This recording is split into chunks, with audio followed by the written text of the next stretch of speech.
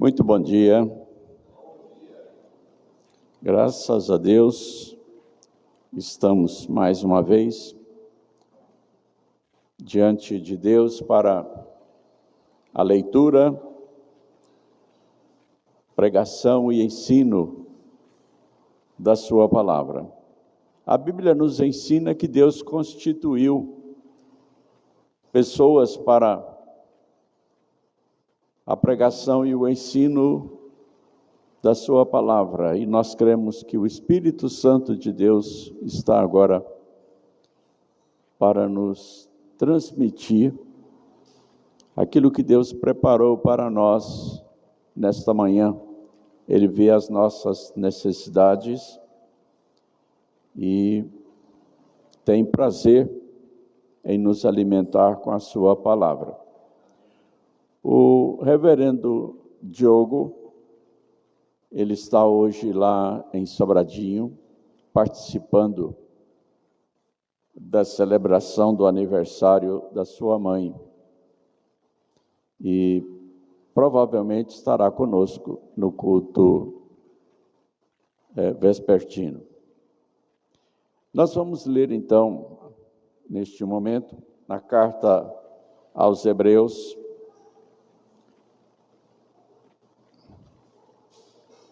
no capítulo 3, do verso 1 ao 6.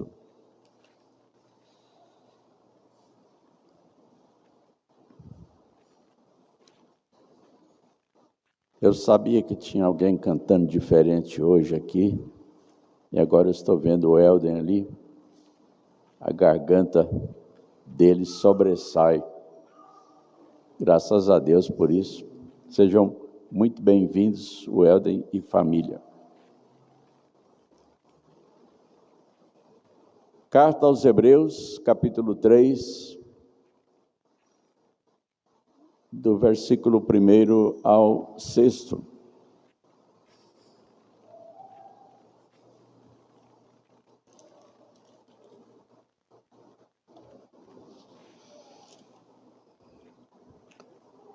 Por isso, santos irmãos, que participais da vocação celestial, considerai atentamente o apóstolo e sumo sacerdote da nossa confissão, Jesus, o qual é fiel àquele que o constituiu, como também o era Moisés em toda a casa de Deus.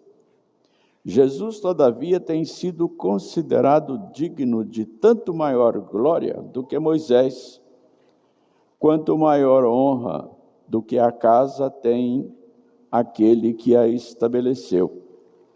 Pois toda a casa é estabelecida por alguém, mas aquele que estabeleceu todas as coisas é Deus.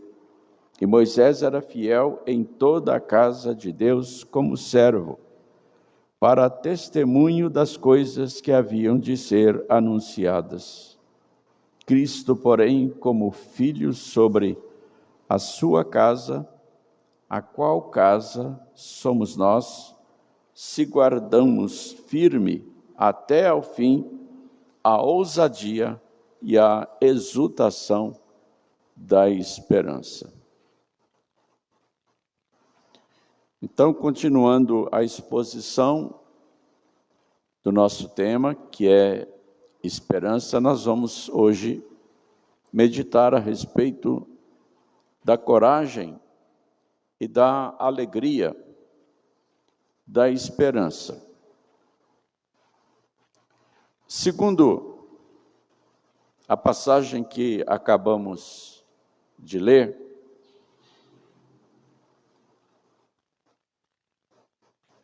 a coragem e a alegria da esperança, que aqui no versículo 6 é chamada de ousadia e exultação da esperança. Para ser ousado é necessário coragem, intrepidez. E a exultação é um tipo de alegria que excede o riso, a gargalhada ou a alegria momentânea. A exultação é aquela alegria incontida, a alegria da esperança. Então, essa coragem e alegria da esperança, segundo o texto, ela pertence aos participantes da vocação celestial.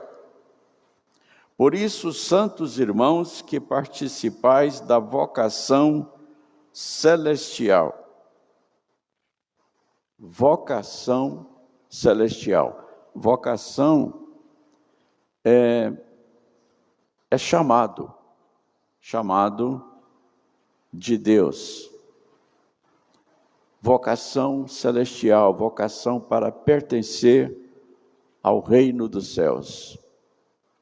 Este é o nosso chamado. E a coragem e a alegria da esperança, ela pertence a esses participantes da vocação celestial. Por quê?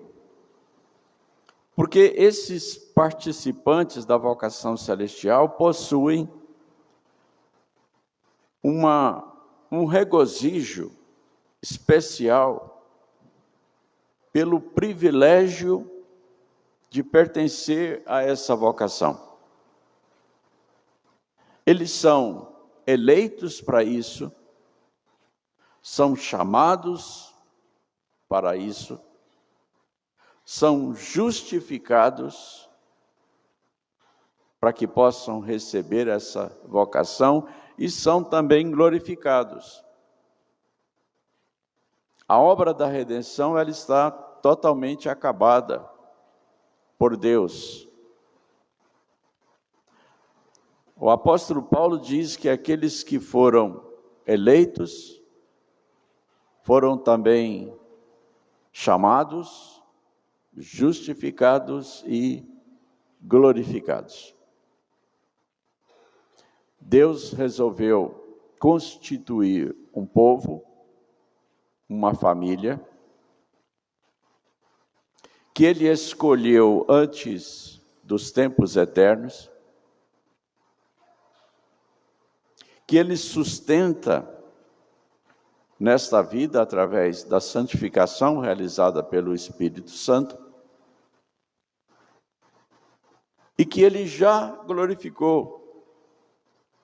Porque a Bíblia diz que nós já estamos assentados nos lugares celestiais em Cristo Jesus. Já reinamos com Deus em Cristo Jesus, nos lugares celestiais, de onde ninguém pode nos tirar. Jesus Cristo disse que das mãos do Pai ninguém pode nos arrebatar.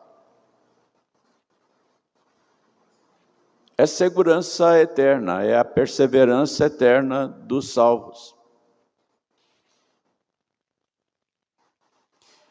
E os participantes da vocação celestial, eles se alegram e exultam por esse privilégio. E por isso eles também têm a coragem e a ousadia para pagar o preço desse privilégio. O que é pagar o preço desse privilégio? Aqui eu quero lembrar nas palavras do salmista, lá no Salmo 116, que depois de falar das maravilhas que Deus operou na sua vida, ele então olha para tudo isso, olha para o seu passado, olha para o seu presente, olha para o seu futuro que já está assegurado, garantido, e pergunta assim: que darei eu ao Senhor por todos os seus benefícios para comigo? E ele mesmo responde: tomarei o cálice da salvação e invocarei o nome do Senhor. Tomar o cálice da salvação é assumir tudo aquilo que se refere à obra redentora de Deus para conosco. Tomar o cálice da salvação é, como nós costumamos dizer, vestir a camisa de Deus. É assumir que pertence a Deus, que crê nele e que obedece a ele, que o segue. Tomar o cálice da salvação é enfrentar todas as adversidades, inimizades e perseguições que o Evangelho pode acarretar. É se dispor a dar a vida pelo Evangelho e por amor a Deus. Portanto, pagar o preço envolve perseguição, tribulação e provação da fé de todas as maneiras. E ser fiel a Deus e perseverar nele até o fim.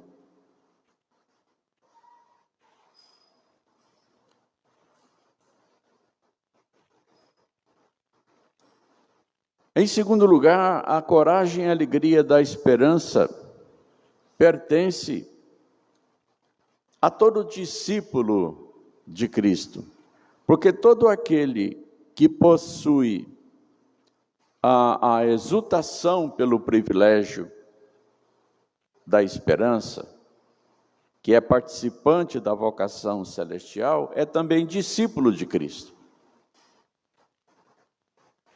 E aí então entra uma outra questão,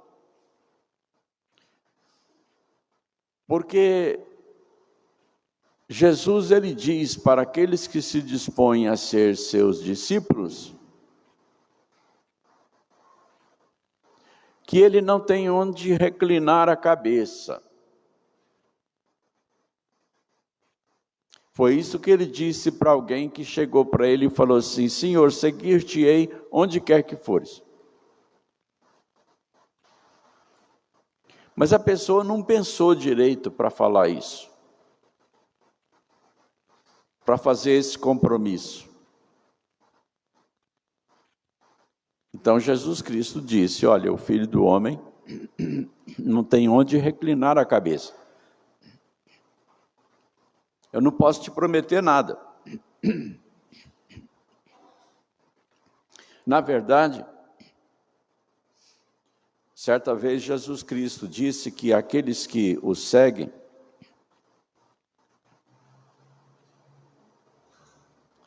terão que sofrer as mesmas aflições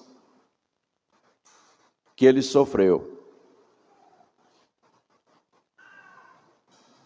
Ele disse: olha, se chamaram Beelzebu ao dono da casa, quanto mais aos seus hóspedes. Se me perseguiram a mim, vão perseguir a vocês. Se mataram a mim, vão matar vocês.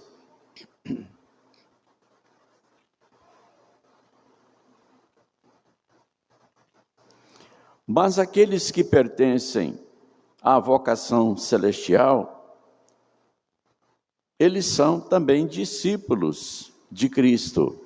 E aí há uma seletividade, porque nem todos que seguem a Cristo são realmente seus discípulos. Porque discípulo é aquele que obedece à voz do seu mestre. Faz o que o seu mestre faz e obedece ao que ele manda fazer. Quando Jesus Cristo nos comissionou para pregar o Evangelho, ele disse: fazei discípulos de todas as nações. O discípulo, ele precisa estar perfeitamente consciente dos riscos e de todo o envolvimento com o discipulado.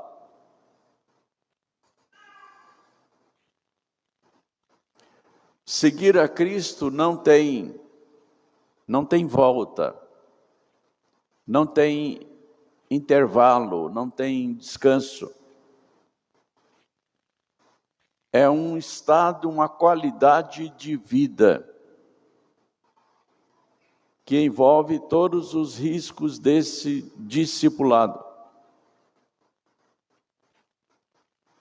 O discípulo, então, precisa estar consciente disso em todo momento. E estar disposto a sofrer tudo que tiver de sofrer por amor a Cristo, para imitar a Cristo. Aqui diz que Jesus Cristo é o apóstolo e sumo sacerdote da nossa confissão. Certa vez Jesus Cristo disse o seguinte: vós não somente me conheceis, mas também sabeis de onde eu sou. E não vim porque eu de mim mesmo o quisesse, mas aquele que me enviou é verdadeiro, aquele a quem vós não conheceis. Eu o conheço porque venho da parte dele e fui por ele enviado. Jesus Cristo está chamando sobre os seus discípulos a responsabilidade de segui-lo, sabendo que está seguindo o próprio Deus, o Pai Celestial. Porque Jesus Cristo foi enviado pelo Pai para fazer as obras que o Pai lhe deu para fazer. As palavras que ele disse foram palavras que o Pai lhe deu para dizer. A Bíblia diz que Deus estava em Cristo reconciliando consigo o mundo.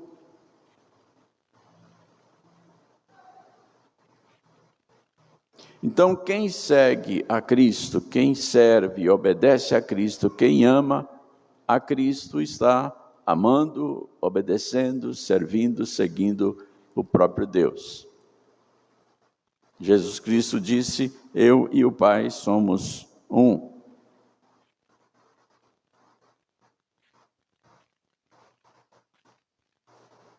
Por isso, Jesus Cristo, ele é o apóstolo e sumo sacerdote da nossa confissão. A palavra apóstolo é uma palavra transliterada do grego, ou seja, a transliteração é um processo em que você pega a palavra na língua original e a transfere, no caso para o português, fazendo com que cada letra da palavra original corresponda à letra da palavra em português. Então, não é uma tradução, é uma transliteração.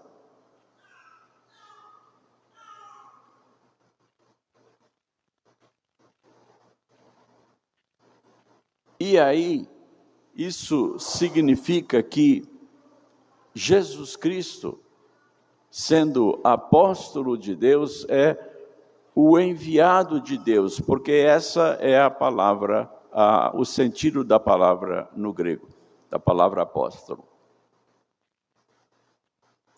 Deus enviou Jesus Cristo para ele realizar tudo o que ele fez. E agora eu quero convidar a cada um de nós a pensar sobre isso, a nos colocarmos diante de Deus, pensando nisso. Jesus Cristo é o apóstolo da nossa confissão. Ele é o enviado de Deus para realizar em nosso favor tudo o que Jesus Cristo fez e para nos dizer da parte de Deus tudo que o Pai, tudo que Deus quis nos dizer. Olhemos para Jesus Cristo nessa acepção de enviado a nós, enviado a mim, enviado a você. Pense em que você é o objeto dessa autoridade, desse envio de Deus na pessoa de Jesus Cristo para você, pessoalmente. Jesus Cristo foi enviado por Deus para se encontrar com você, dizer que Deus te ama e que Ele, Jesus Cristo, veio morrer para a sua salvação. Pense individualmente, pense personalizadamente, porque essa é a verdade.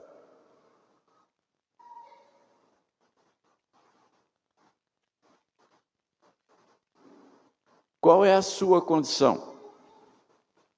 Como é que você se sente? Você estava morto nos seus delitos e pecados, condenado ao inferno, à morte eterna. Aí agora você toma conhecimento de que por sua causa, pessoalmente, Jesus veio da parte de Deus com uma missão e uma palavra para você, pessoalmente.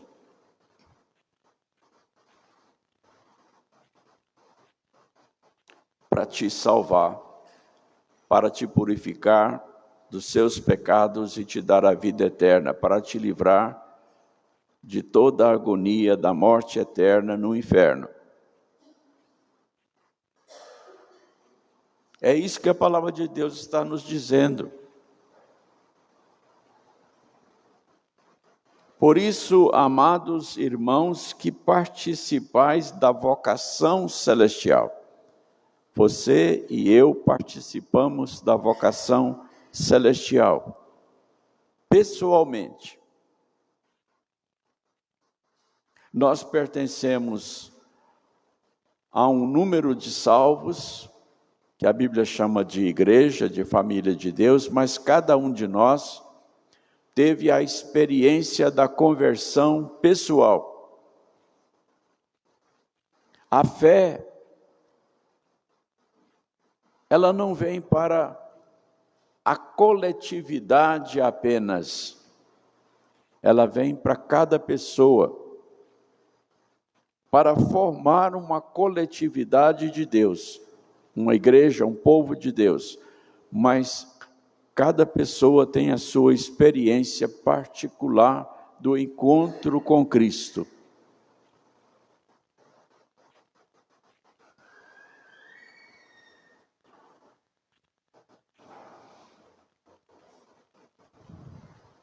Um dia Jesus Cristo teve que explicar essas coisas, teve que e testifica o que tem visto e ouvido. Contudo, ninguém aceita o seu testemunho. Quem, todavia, lhe aceita o testemunho, aqui entra, pois o enviado de Deus fala as palavras dele, porque Deus não dá o Espírito por medida. O Pai ama o Filho e todas as coisas tem confiado às suas mãos. Por isso, olha só que maravilhosa realidade. Por isso, quem crê no Filho tem a vida eterna.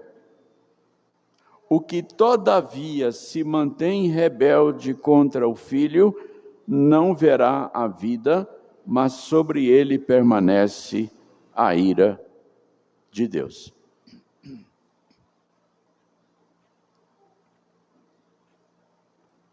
Não dá para ser mais claro do que isso. Tintim por tintim.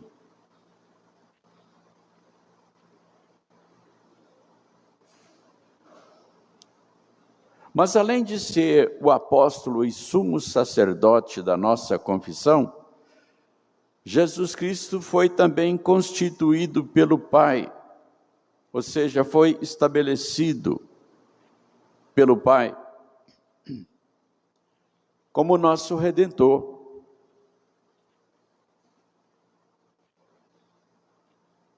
E ele realizou a obra da redenção, do início ao fim. A Bíblia diz que Jesus Cristo foi obediente ao Pai até o fim, embora fosse Deus. E a Bíblia diz que ele não usou como usurpação o ser igual a Deus. Ou seja, para Cristo, afirmar que ele era Deus não era usurpação, não era tomar o direito de Deus, mas ele era Deus. Mas ele renunciou a tudo isso por mim e por você, para ser obediente até a morte e morte de cruz. Então ele serviu a Deus em toda a obra da redenção por mim e por você. Nisso ele foi inteiramente fiel ao Pai. E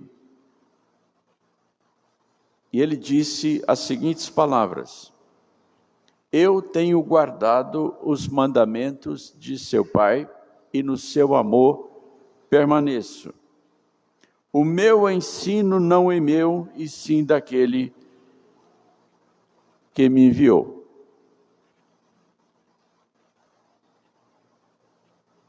E por isso, além de ser constituído por Deus para a nossa redenção, ele também foi glorificado por Deus. Começando por estar acima de Moisés, ou seja, acima da lei. Conforme diz aqui, Moisés era um servidor da casa. Jesus é o dono da casa. Então, o dono da casa é maior do que aquele que serve.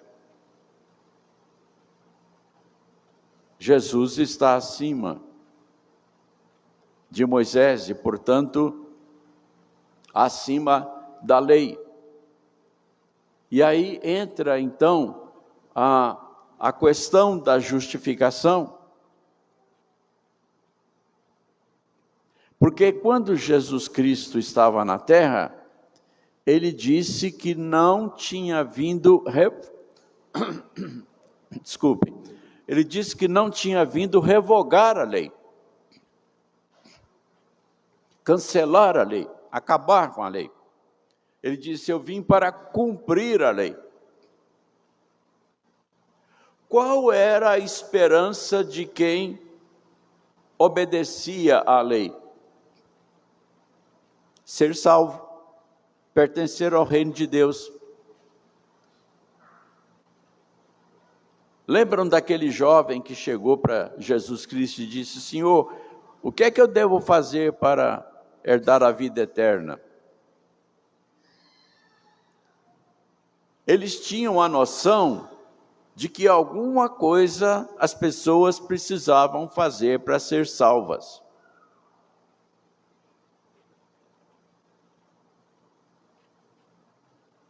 Mas Jesus Cristo, estando acima da lei, ele disse que veio cumprir a lei. Por quê? Ele não tinha pecado.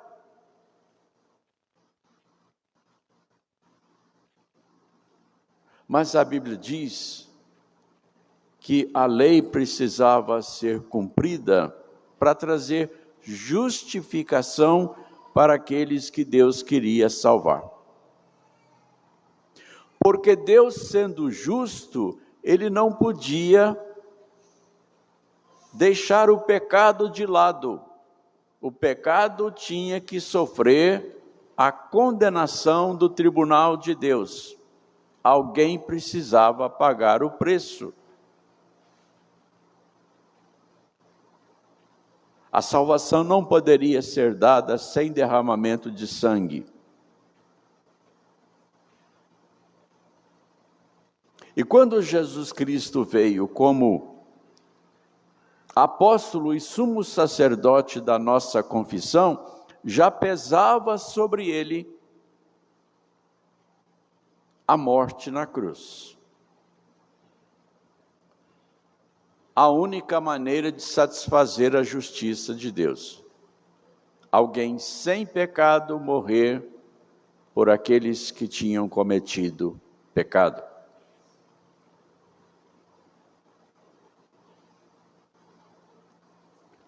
E é por isso que eu e você somos salvos. Porque os nossos pecados foram purificados pelo sangue de Cristo. E a justiça que Jesus Cristo conquistou perante o tribunal de Deus é atribuída a nós. A justiça que Cristo conquistou nos cobre, nos purifica, nos justifica e somos colocados diante de Deus como se nunca tivéssemos cometido pecado algum. E aí nós recebemos o dom da vida eterna. E quando Jesus Cristo ressuscitou dos mortos, a sua ressurreição foi a declaração de que ele havia sido aceito por Deus em nosso favor. E após a sua ressurreição, então, ele foi glorificado nos céus e assentou à direita do Pai nas alturas. Vitória completa, do começo ao fim. Estamos agora gloriosamente salvos, redimidos.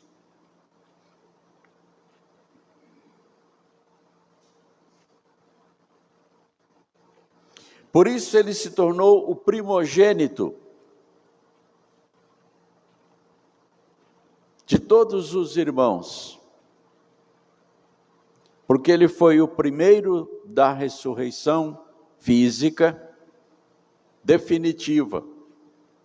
Outras pessoas foram ressuscitadas antes de Cristo, mas elas morreram de novo. Cristo foi o primeiro a ressuscitar definitivamente, ressurreição para a vida. E com a sua ressurreição, ele foi glorificado e garantiu a nossa ressurreição e a nossa glorificação.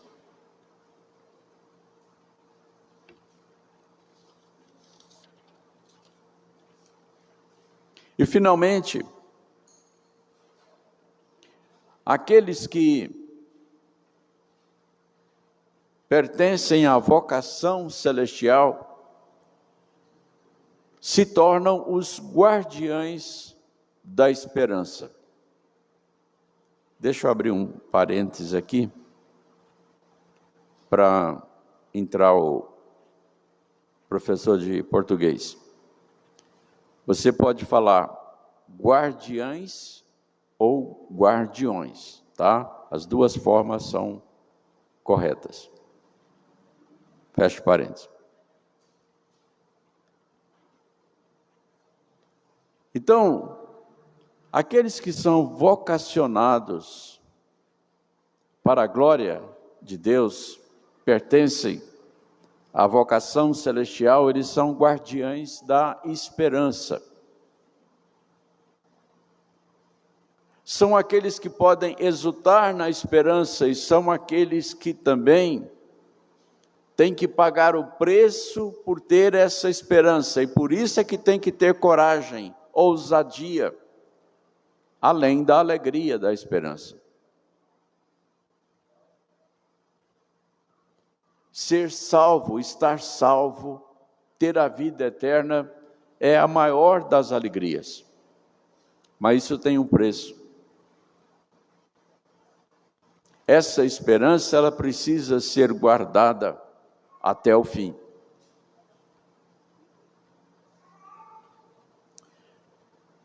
Isso significa que os guardiães da esperança são para sempre obedientes ao chamado de Cristo. Cristo já disse que aqueles que o amam obedecem aos seus mandamentos. A obediência é a expressão do amor. Aquele que ama, obedece. Há muitas pessoas por aí que são religiosas e que têm o nome de crentes. Mas a vida delas não é uma vida de obediência a Jesus Cristo. Elas não passaram por uma transformação. Elas podem frequentar a igreja, podem participar das atividades da igreja, podem até ser líderes. Mas se não tem uma vida de obediência a Cristo, ao Evangelho de Cristo, elas não pertencem a Cristo. Porque nós já vimos o discípulo, ele obedece ao seu Senhor.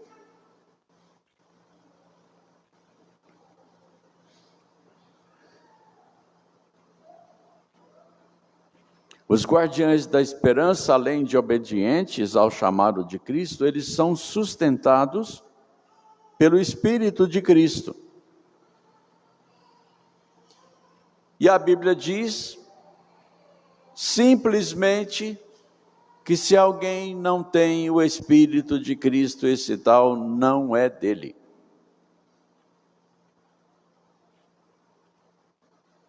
Se Cristo habita em alguém, essa pessoa está sendo santificada todos os dias para se tornar cada vez mais a imagem e semelhança de Cristo. Ela ama Cristo, ela deseja obedecer a Cristo, ela serve a Cristo, dá testemunho de Cristo e não vive praticando escândalos. Porque a presença de Cristo nela, pelo Espírito Santo, a convence dos seus pecados. E ela busca se parecer com Cristo na santidade, na pureza, na integridade, na retidão, ou seja, no caráter. E são perseverantes até o fim, com ousadia, coragem, determinação e intrepidez, aquilo que nós chamamos de garra.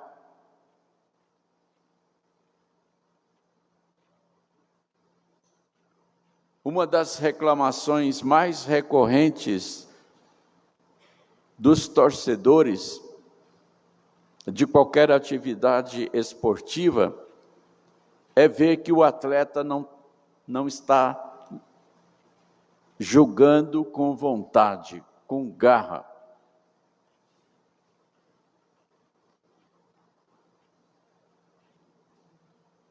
A palavra de Deus exige que os discípulos de Cristo sejam corajosos, ousados, intrépidos, determinados, e isso com toda diligência.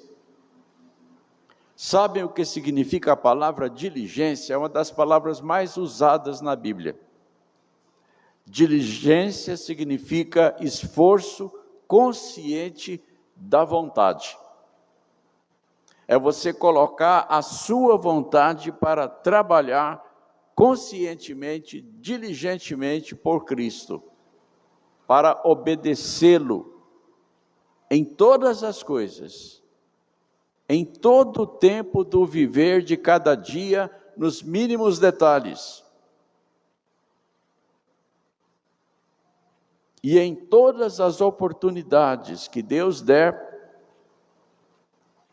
testemunhar que é um discípulo de Cristo, um seguidor de Cristo. Por que é que você não bebe? As pessoas costumam perguntar para o crente. Aí a pessoa responde: eu não bebo porque eu sou crente. Não é a resposta. Porque crente pode ser crente em muitas coisas.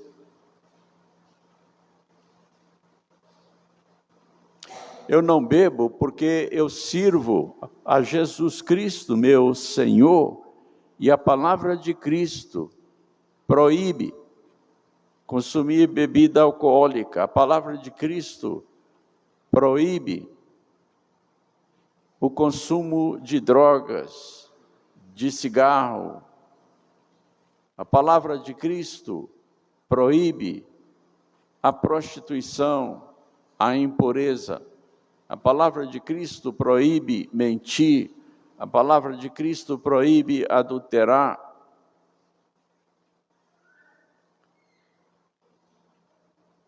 O seguidor de Cristo, ele deixa de fazer ou faz alguma coisa por causa da palavra de Cristo, por causa do amor a Cristo, por causa do discipulado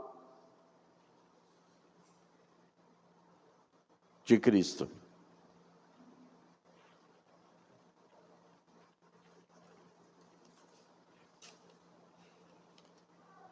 A nossa oração é que o Espírito Santo de Deus possa